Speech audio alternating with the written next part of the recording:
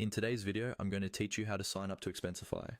We'll walk through the process from the very beginning, so even if you're completely new to Expensify or to online tools in general, you'll be able to follow along easily. To start, open your preferred web browser. This could be Chrome, Safari, Edge, or any other browser you normally use. In the address bar at the top, click once so it's highlighted, then type google.com and press enter on your keyboard. Once Google loads, click into the search box in the middle of the page and type Expensify. Press enter again and you should see Expensify appear near the top of your search results.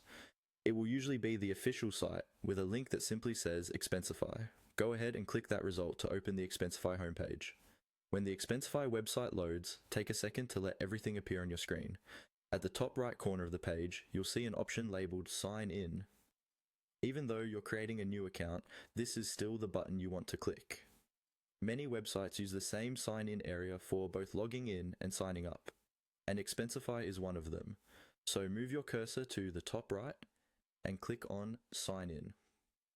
After you click, you'll be taken to the Sign In and Sign Up screen. Here, you'll see a space where you can enter your email address or account. This is where you decide how you want to create your new Expensify account. You have two main options. First, you can type in an email address that you want to use with Expensify. Make sure it's an email you can access easily, since Expensify may send you confirmation links or important notifications there. Carefully type your email address into the box, double check for any typing mistakes, and then continue following the prompts on the screen to finish creating your account. Your second option is to sign up with Google. If you already use a Google account, this can be a faster and more convenient choice. Look for the button that says something like Sign Up with Google and click it. A small window may pop up asking you to choose which Google account you want to use.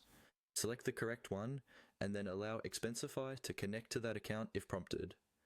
Once you've completed either of these options, your new Expensify